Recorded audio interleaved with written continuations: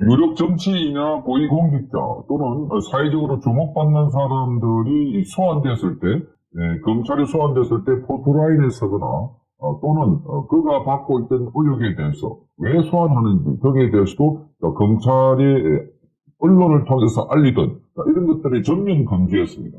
또 과거에 박근혜 전 대통령 국정농단 사건이라고 조사할 때 많은 사람들이 줄줄이 포토라인에 서고 그것도 수갑을 찬 사람들도 있었고, 이런 상황들이 갑자기 조국 사태 이후에 이게 사라졌습니다.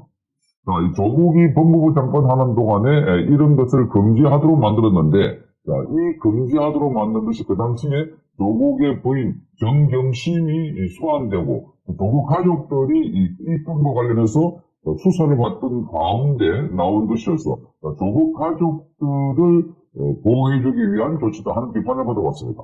실제로 조국의 부인 정경심 씨는 이 조치로 포토라인에 서지도 않고, 그리고 그 당시에 정경심 씨가 받았던 혐의 사실이 뭔지에 대해서도 자세히 알려지지 않았던 것입니다. 그러니까 몰래 들어왔다가 몰래 나가는, 조사받으러 왔다가 조사받고 나가는 이런 상황이 벌어졌는데, 이 건과 관련해서 한동훈 법무부 장관이 경사사건 공개 금지 규정을 바꾸어라 이렇게 지시를 했습니다.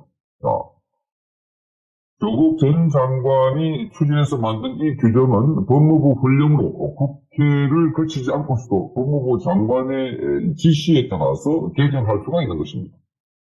이 한동훈 장관은 법무부 훈령인 형사사건 공개 금지 등에 관한 규정, 이걸 개정을 하라고 지시를 저번에 내렸다고 합니다. 이에 따라서 대검찰청은 각계 의견을 취합하는 절차에 들어갔습니다. 조국 전 법무부 장관이 당시 2019년도에 도입을 추진해서 그해 12월 최초로 시행됐는데, 이 규정은 검찰이 형사사건 공개심의위원회 이 의결을 거치지 않고서도 비사실과 수사 상황을 언론에 공개하지 못하도록 한 것입니다. 검찰의 공보 업무, 그러니까 검찰이 이것을 외부에 알리거나 또는 누군가에게 보고하거나 알리는 업무는 공보관에만 전담하게 하고, 전문 공보관이 아닌 검사나 또 검찰 수사관은 형사사건과 관련해서 개별적으로 언론을 접촉하지 못하도록 했습니다.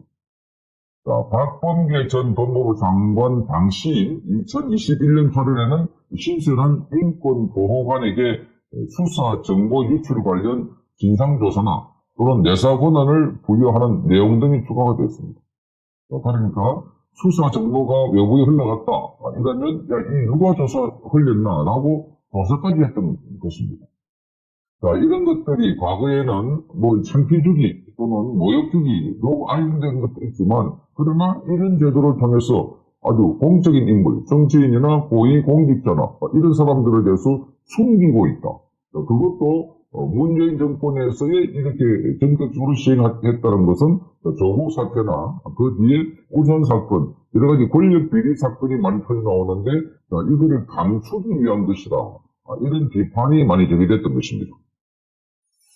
법무부가 이 규정을 도입하려고 준비했던 시기는 당시 새로 취임했던 조국 법무부 장관, 그리고 그 가족을 둘러쌌던 검찰 수사가 활발하게 진행됐던 시기였습니다. 따라서 조국이 자신의 의혹과 관련된 언론 보도를 막으려고 한 것이 아니냐 하는 비판이 제기됐고, 실제로 이 제도에 따라서 정경심 씨가 언론 보도에 나지 않고 소환될 때 포토라인에 서지 않았기 때문에 1호 수혜자다 하는 그런 지적까지 받았던 것입니다.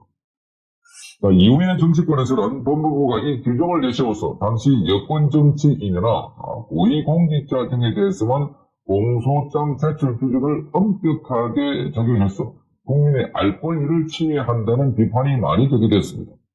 이에 조국은 전임자인 박상기 전 장관 때부터 추진해왔던 정책이다, 이렇게 말했습니다. 위헌 논란도 따랐습니다. 시민단체 서민민생대책위원회는 지난 6월달에 이 규정에 대해서 권력형 비리 사건 수사에 방패막이로 활용되고 있다, 또 검찰은 깜깜이 수사를 통해서 사건을 축소하고 있다. 이렇게 지적을 했습니다.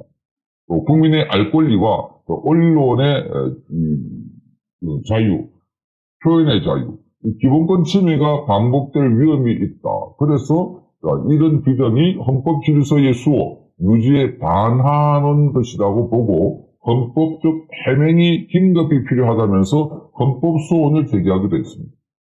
그러니까 남용을 하면 안 되겠지만 그러나 적어도 어떤 피의자가 어떤 혐의로 이 검찰에 소환됐다든지 그리고 국민적 관심을 갖고 있는 중요한 공직자 정치인들은 국민들이 알 필요가 있는 것입니다. 그렇지 않으면 이걸 덮어놓고 몰래 수사를 하거나 깜깜이 수사 국민들이 그 혐의도 모르는 상태에서 나중에 무혐의 이런 식으로 나갈 수 있기 때문에 이런 알만한 것을 알아야 된다. 그런데 과거에 굉장히 이런 걸 통해서 많이 알렸다가 조국 수사를 할 때 갑자기 공표 못하게 했다 하는 것조차도 이해가 안 되는 겁니다. 이미 널리 알려져 있는 것처럼 육군 대장인 박찬주 대장은 공감된 갑질 혐의로 구속되게 되어 있습니다. 그리고 포상 처리를 느끼고 그리고 수갑을 찬죄에 나오기도 했고 이재수 국군 비무사령관도 마찬가지였습니다. 군복을 입고 수갑을 채고 그래서 그것도 영장실질 심사를 받아가면서 그런 조치를 취했던 것입니다. 물론 나중에 영장실질 심사에서 기각이 됐습니다. 그럼에도 불구하고 본인이 명예에 큰 훼손을 당했다고 해서 아주 비극적인 선택을 했던 것입니다. 그러니까 과거와 비교하면 너무나 큰 차별을 뒀다. 그래서 이게 조국 수사를 하면서 없앤 것 보니까 조국 가족을 보호하기 위한 것 아니었나 이런 비판을 받아왔던 것입니다. 자, 그래서 이 한동훈 장관은 취임 전부터 이 규정을 개정할 필요성에 있다 하는 이 뜻을 밝혔습니다. 한 장관은 인사청문회 서면 질의서에서도 이렇게 답을 냈습니다. 형사사건 공개 금지 규정 실제 운영 과정에서 보니까 공개 범위 축소에 따른 국민의 알 권리 제한 등과 같은 비판적인 의견들이 많다. 따라서 법무부 장관에 취임하게 되면 검찰뿐만이 아니라 사회 각계의 여러 의견을 들어서 합리적으로 공개 범위에 대해서 살펴보겠다라고 말했습니다. 한 장관의 지시에 따라서 지금 추진되고 있습니다. 따라서 이 규정은 상당 부분 개정될 것으로 보입니다. 그간 검찰 안에서는 최소한의 인권보호관에게 진상조사를 개시할 수 있도록 한 이 독소 규정만큼은 없어야 한다. 그러니까 이게 기사가 어디에 나간다든지 혐의 사실에 대한 보도가 되면은 그걸 조사를 한다는 겁니다. 검찰 안에서. 이런 것 자체부터가 위축이 돼가지고 어떻게 검사들이 제대로 수사를 하겠느냐 하는 이야기도 나왔던 것입니다. 그래서 실질적인 개정이 필요하다 하는 주장이 내부적으로 끊임없이 나왔던 것입니다. 그리고 언론과 학계 등을 중심으로 폐지 요구도 꾸준히 나오고 있습니다. 자, 그래서 일각에서는 이 규정이 사실상 폐지될 수준으로 개정될 거다 하는 전망이 나오고 있습니다.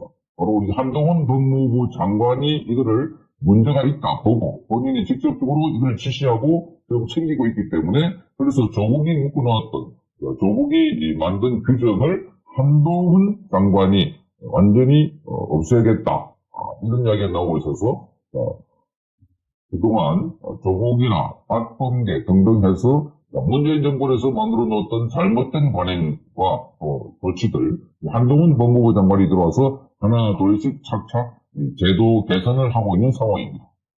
그래서 많이 달라지고 있다 하는 이야기가 벌써부터 나오고 있습니다.